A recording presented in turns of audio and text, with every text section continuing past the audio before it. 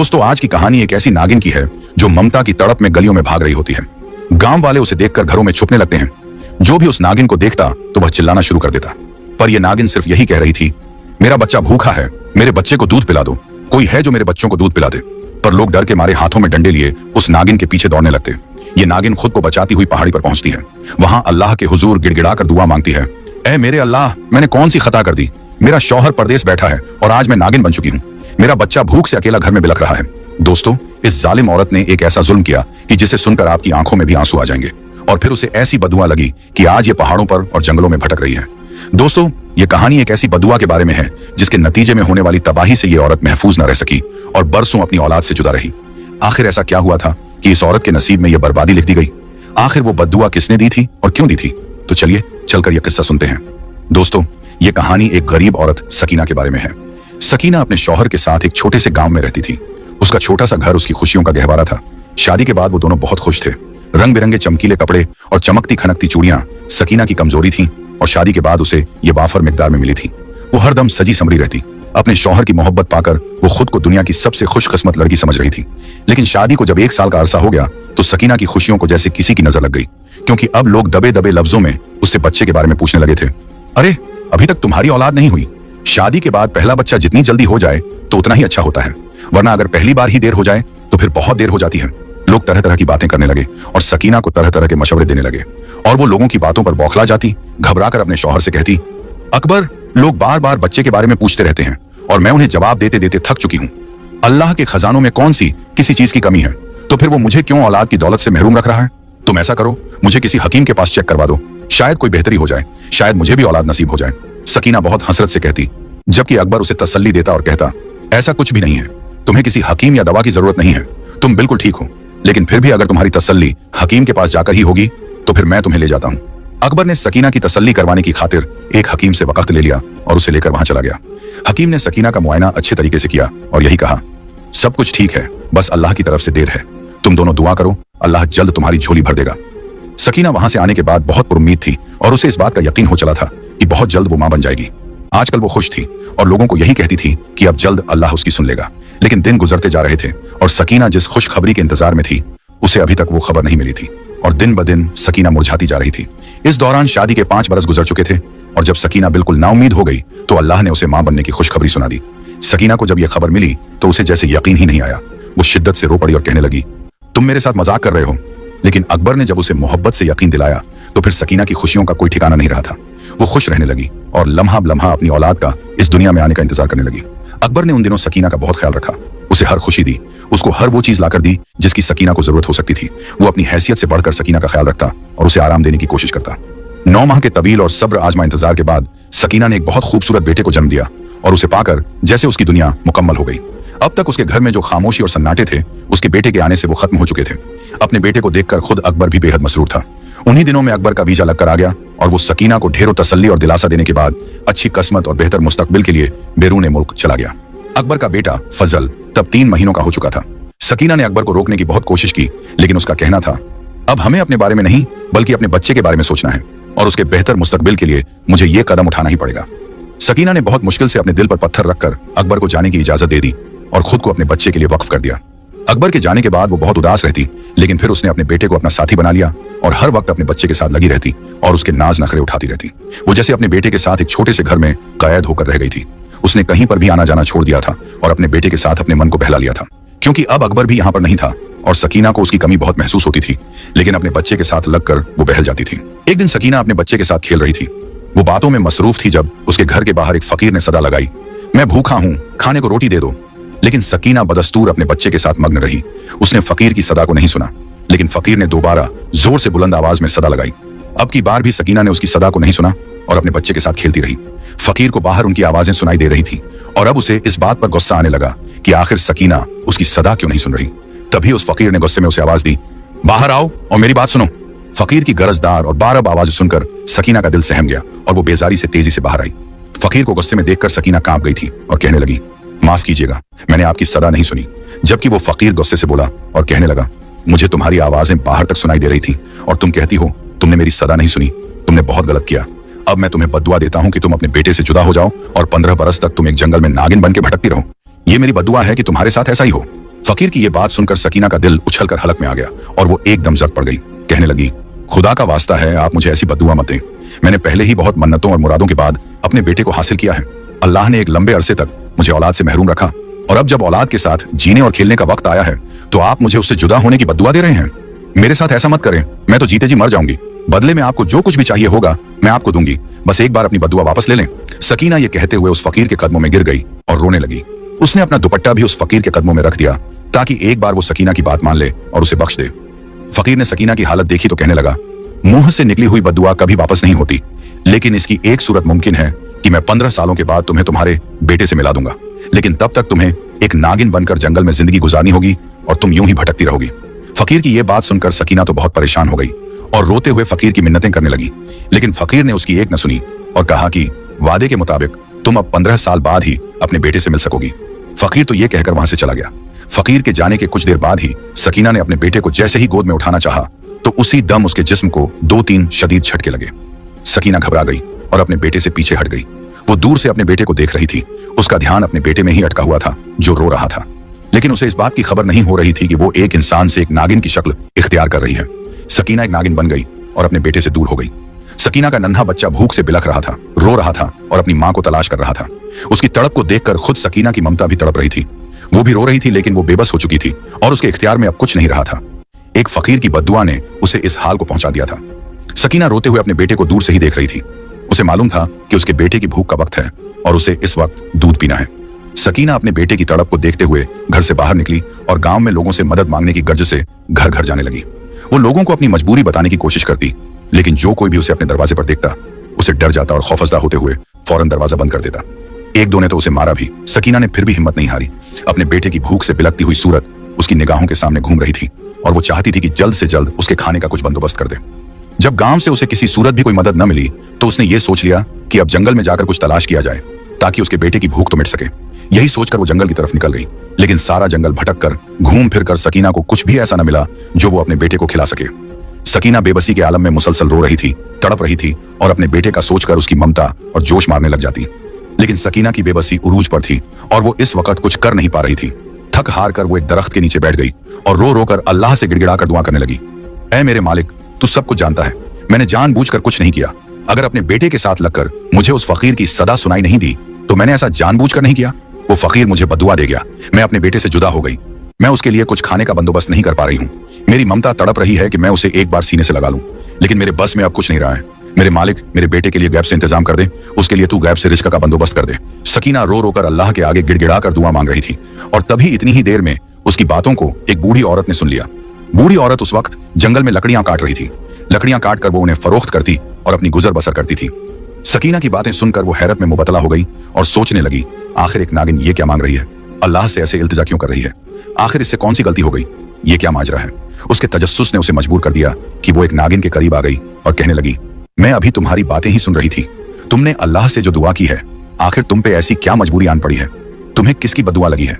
इस बूढ़ी औरत ने सकीना से बहुत से सवाल किए। सकीना जो उस वक्त एक नागिन के रूप में थी, उस बूढ़ी औरत को वहां पर देखकर उसकी आंखें चमकने लगी और उसे इस बात की उम्मीद होने लगी कि अल्लाह ने गैब से उसके लिए कोई मदद भेजी है। तभी सकीना ने उसे अपने साथ गुजरने वाला सारा किस्सा सुना दिया और कहने लगी, तुम्हें खुदा का वास्ता है, तुम मेरे बेटे को 15 बरसों के लिए पाल लो। मुझसे जो हो सका मैं तुम्हें दूंगी। मैं एक बदुआ के जरे असर हूं और तब तक अपने बेटे के करीब नहीं जा सकती जब तक इंसानी हालत में वापस नहीं आ जाती। इसलिए मैं तुम्हारी बहुत एहसानमंद रहूंगी अगर तुम मेरे बच्चे को पालने पोसने की जिम्मेदारी उठा लो, क्योंकि इस दुनिया में मेरा कोई नहीं है। मेरा शौहर बैरून मुल्क रिज़्क़ कमाने गया था, मुझे उसकी कोई खैर खबर नहीं है और जब तक उसकी खैर खबर नहीं आती मैं अपने बेटे को यूं तन्हा अकेला नहीं छोड़ सकती। उस बूढ़ी औरत का दिल सकीना की बातें सुनकर पसीज गया और वो सकीना से कहने लगी, तुम फिक्र मत करो, मैं तुम्हारे बेटे की जिम्मेदारी उठा लूंगी और उसे अपने बेटे की तरह ही पालूंगी।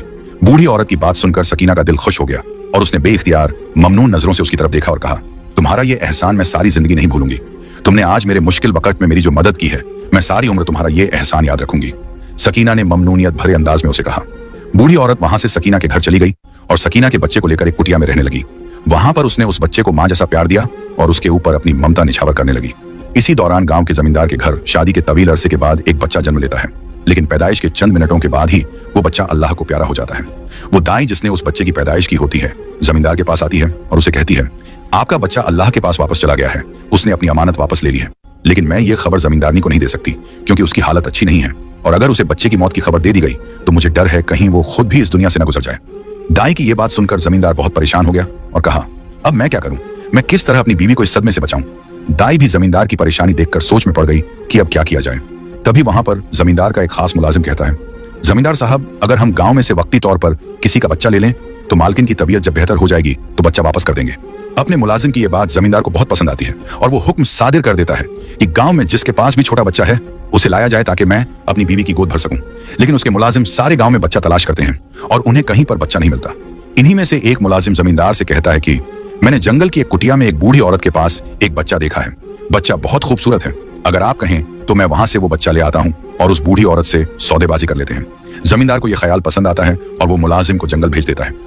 जमींदार का मुलाजिम उस बूढ़ी औरत के साथ सौदेबाजी कर लेता है और उसे कहता है कि हम तुम्हें बहुत सारी जमीन और दौलत देंगे, तुम ये बच्चा हमारे हवाले कर दो।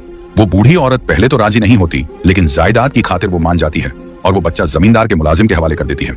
जमींदार की तरफ से उस बूढ़ी औरत को बहुत ज्यादा इनाम विक्राम दिया जाता है। वो बूढ़ी औरत इतनी जायदाद रुपया पैसा पाकर बहुत खुश हो जाती है। वो बच्चा अब जमींदार की हवेली में आ जाता है और जमींदारनी की गोद में पलने लगता है। जमींदारनी बहुत खुश होती है और दिन रात अपने बच्चे के साथ लगी रहती है। उसे खुश देखकर जमींदार भी खुश होता है। बस एक डर उसके दिल में बैठ जाता है कि कहीं जमींदारनी को इस बात का पता न चल जाए कि वो बच्चा उसका नहीं। लेकिन वो डर भी खत्म हो जाता है क्योंकि बूढ़ी औरत तो वैसे भी गांव छोड़कर चली जाती है। इसलिए जमींदार मुतमिन हो जाता है कि उसकी बीवी को सच मालूम नहीं होगा। वक्त यूं ही गुजर रहा था, मौसम बदलते जा रहे थे। 15 बरस बीत गए। सकीना जो इन 15 बरसों में जंगल में नागिन बनकर भटकती रही और अपनी ममता से मजबूर तड़पती रही और बेटे को याद करके रोती रही थी, अब इंसानी रूप में आ चुकी थी। वो फौरन उस बूढ़ी औरत की कुटिया पर पहुंची, लेकिन ये देखकर उसके कदमों तले से जमीन निकल गई कि वो बूढ़ी औरत वहां पर मौजूद नहीं थी और ना ही उसका बच्चा वहां मौजूद था।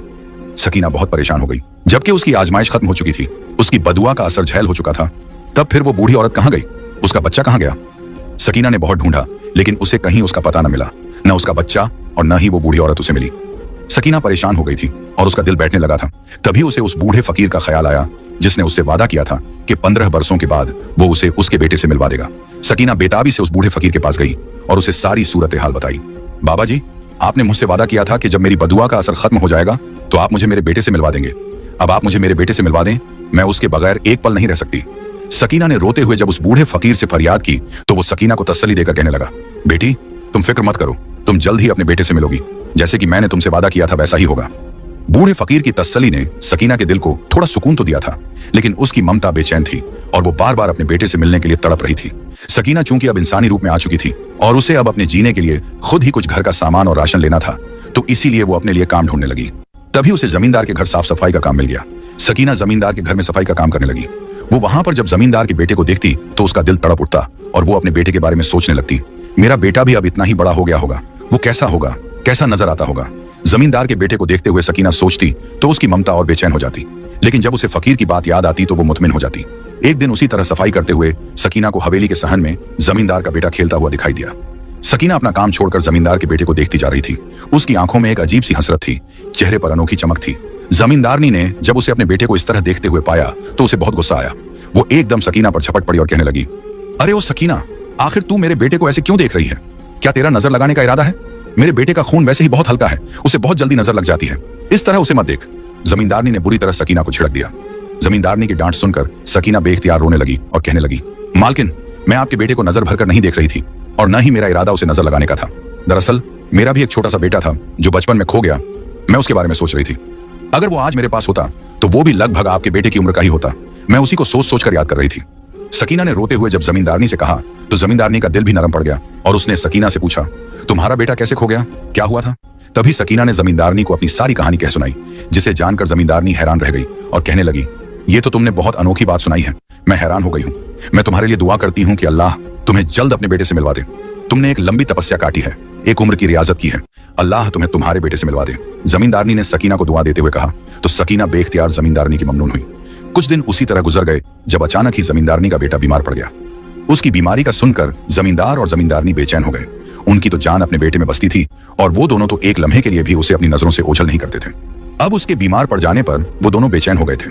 दिन रात उसके सिरहाने बैठे रहते, लेकिन उसकी बीमारी न तो समझ में आ रही थी और न ही वो ठीक हो रहा था। जमींदार ने बहुत इलाज करवाया, लेकिन उसके बेटे को कोई फर्क नहीं पड़ रहा था। वो अपने बेटे की वजह से बहुत परेशान था और उसकी बीमारी को दूर करना चाहता था। तभी एक दिन उसके मुलाजिम ने उसे कहा, चौधरी साहब, इस गांव में एक बूढ़ा फकीर रहता है जिसकी दुआ में और दम में बहुत असर है। अगर हम उससे आपके बेटे को दम करवा लें तो शायद वो ठीक हो जाए। जमींदार जो आजकल अपने बेटे को लेकर बहुत परेशान था और कई तरह के इलाज आजमा चुका था, उसने सोचा एक बूढ़े फकीर का दम भी आजमा लिया जाए। इसीलिए उसने मुलाजिम को हुक्म दिया कि उस बूढ़े फकीर को हवेली में लाया जाए। मुलाजिम ये सुनकर फौरन चला गया और थोड़ी ही देर के बाद उस बूढ़े फकीर को हवेली में ले आया। बूढ़े फकीर ने जब जमींदार के बेटे को देखा तो कहने लगा, इसका इलाज सिर्फ एक ही तरह मुमकिन है।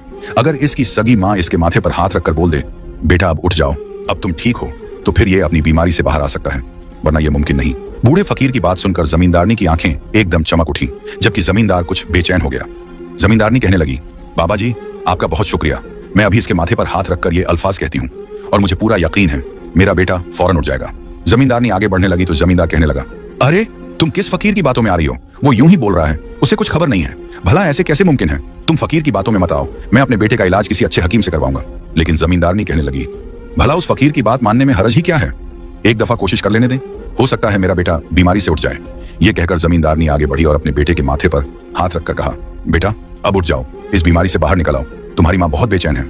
जमींदारनी ने यह कहकर अपने बेटे को बगौर देखा, लेकिन उसमें हल्की सी भी झुंबिश नहीं हुई।